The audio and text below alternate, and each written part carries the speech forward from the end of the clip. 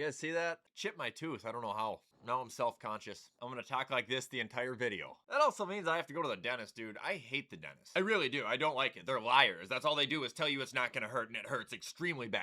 Anyway, ladies and gentlemen, welcome back to another NFL news reaction video. Got a couple of interesting pieces to go over here. As you know, the NFL is kind of sitting still at the moment. But we got about, what, one more week? Then the fireworks are gonna start right back up again with free agency. Anyway, couple of plugs as always. Don't forget to use code WW10 to save yourself a discount on any of Waggle's, well, that was bad, any of Waggle's awesome products. And don't forget to use code WyattzWorld at sign up on Prize Picks to guarantee yourself to win a free $50 with your first $5 entry. Also, a quick reminder that the MLB seasonal prediction windows have opened up. They also have the NFL Combine on here. You can predict 40s.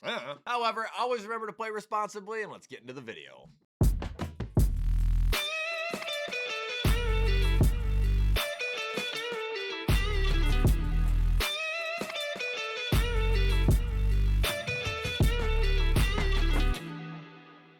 Okay, so first piece of news here is regarding the Dallas Cowboys and kicker Brandon Aubrey. From what I've gathered from reading on this situation is these two sides cannot agree on a contract. While they all agree Brandon should be the highest paid kicker in the league, Dallas is only valuing him at about $7.5 million while Brandon is seeking 10. I don't know if I'm stupid for thinking this, but just pay the man. What the fuck is $10 million now in the NFL? Nothing. You have teams in the NFL right now that are paying quarterbacks who are alleged sex offenders $235 million guaranteed. And you're telling me you have a problem giving $10 million a year to a kicker who's responsible for putting up 100 plus points for you every single season. I think it's a stupid standoff to be had. However, I will say this. If he does end up getting, $10 million a season, kickers will probably start to hit $15 million over the next 3 years then.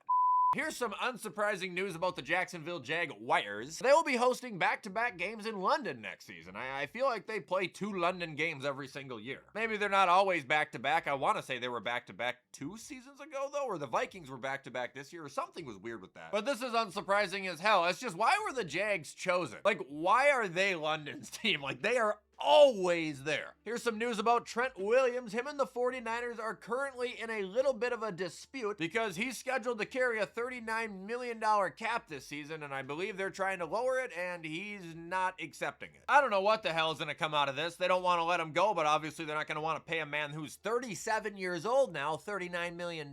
Sure, Trent is still great when he plays, but fuck, man, he is ancient. This one I do believe will probably result in him just getting released. How many more years are on his current deal? Just one, right? There can't be that much. Piece of news regarding the Cardinals. Kyler Murray and GM Monty Austin-Fort have not spoken this offseason. Well, that's certainly not a good look, and if you read into it, there's not really a lot of detail other than the fact that they just haven't spoken, so I don't know if it's like a mutual thing. Neither of them have tried to reach out to each other or what, but judging by the fact that free agency and the NFL Combine / draft are right around the corner, and the quarterback is arguably, the most important position on your team, you already have a flustered relationship with him the way it is, and a quarterback uncertainty. Like, is this just an Irish goodbye all around? What the fuck is going on?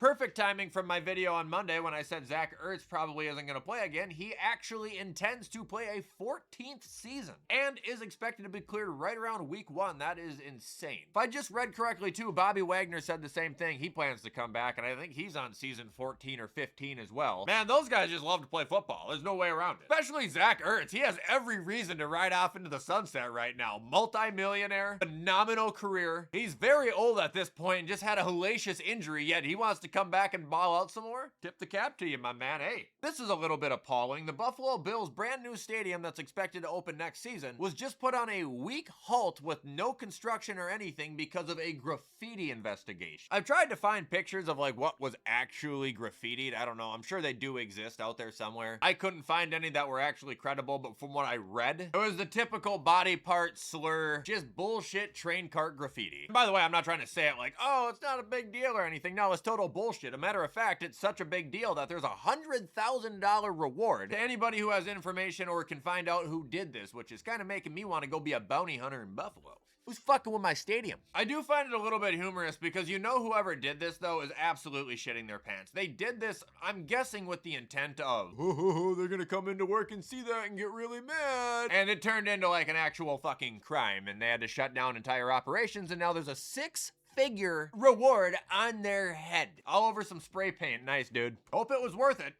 Now moving on to probably one of the dumbest things I have ever read in my life. And I'm not saying this headline is dumb. This is right, but it's stupid that it even had to be a thing in the first place. If you guys did not know, Teddy Bridgewater, outside of the NFL in his little recent tenure, has actually been a high school football coach. And he actually just got suspended or kicked out of being able to be a high school football coach because he was spending his own money on his own players, like for food and travel and shit. Yeah, bad guy. Fuck you, Teddy. Don't do that. Don't help people. Anyway, now there is a Teddy Bridgewater Act, which is going to allow high school coaches to spend up to $15,000 of their own money on player meals, transportation, and recovery services. That was a problem? I don't understand. Yeah, did you guys see Teddy Bridgewater's team all pull up on that nice coach bus and then come out and eat steak dinners while we sat in the corner and ate cheese curds and mozzarella sticks? Yeah, he should be fucking kicked out of the league for that. Sorry, he's a successful person who wants to be generous. Like, what? Seriously, that's so stupid.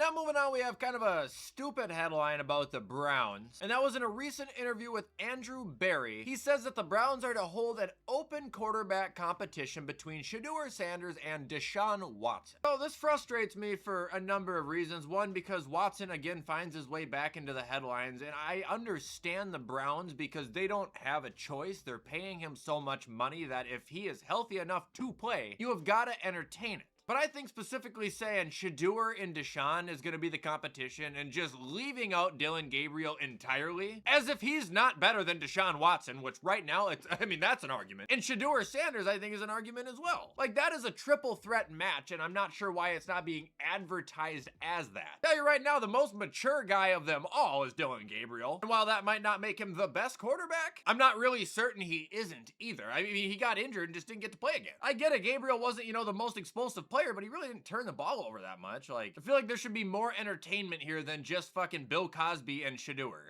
Quick piece of news here regarding Maxx Crosby and the drama surrounding him. Apparently the Raiders are willing to listen, but they are seeking at least 2 first-round picks and a premium player in any potential trade. Now, I can't lie, right off the top of my head looking at this, I'm like, that doesn't sound that bad for Maxx Crosby. I mean, Maxx Crosby's fucking elite. But then you got to think about the fact that going into next season, he is going to be 29 years old, and that is just, I think, too much to give up for a guy of that age. He's not Micah Parsons. I mean, Micah Parsons fucking 2-3 years younger than the guy. He got so much more time out of that. Like, I'm trying to think right now, if the Bills made a trade for Maxx Crosby, and let's say we gave up 2 first-round picks and, I don't know, let's just say Groot or Christian Benford for this sake. I don't know how I'd feel about it. Honestly, I'd probably be 50-50 because the chances are of the Bills drafting someone good in the first round, slim to none. I'm kidding. Brandon Beane seems to be on like an every other year thing, so he'll probably have a decent draft this year. I don't know if I'd do this though. It's just too much. I don't think I could pull the trigger. Too old of a player for that much value. And now ending with a little bit of nerd talk. For those who don't know, I'm a massive nerd. I'm going to be giving my reaction and my impression to the release of Pokemon Leaf Green and Fire Red on the Nintendo Switch and all the drama surrounding it, which, by the way, there shouldn't be any drama. The only drama is coming from the angry people who are upset that everyone's just not emulating the game. If you get this game, you're part of the problem. You could just play it for free, bro. Why the fuck you paying for it? I've been playing Pokemon for years. I've had an emulator. Yeah, I have an emulator right here. I don't fucking care. Dude, this is incredible news, and the only people who are upset are literal miserable people. Like, to get upset at people for being excited about something that's genuinely awesome just because you think you're better than people because you play it for free and put it on your computer, get real. And for saying we're part of the problem, oh, you're repaying for something that's already been released, it's $20 fucking dollars. You can also put your Pokemon on Pokemon Home. You can locally trade with other people on Switch. Yes, I wish they had, Wi-Fi trading, but you can still trade. Like, it has its benefits. Now, should it be on Nintendo Switch Online? They probably could have done that. I understand why they didn't, because they're making a gazillion dollars because it's fucking Pokemon and everyone loves Pokemon. But also, it's a legitimate licensed Pokemon product on a Nintendo product. And people are acting like paying $20 for that is just like the most brain dead thing you could do. You want to go play a physical licensed version? Have fun. If you don't own one right now, you're going to be paying $200 for it. Would you rather pay $200 or $20? Or would you rather just brag about being able to play the game for free on your cell phone? slowdown. You know, where you can't complete the Pokedex or transfer your Pokemon out or ever use them again, and you're always at the risk of your save state being swiped from an update or whatever the hell it may be. Have at it, man. Awesome. Like this right here, to see that I have both games will infuriate some people. And I'm just gonna be kicking back, playing on the big screen, having the time of my fucking life. Moral of this entire rant: if you're excited for it, enjoy it. You have a right to be excited for it. It's gonna be awesome. Let the people who wanna brag about playing it on their phone or their computer brag about playing it on their phone or their computer. I don't give a fuck, and neither should you.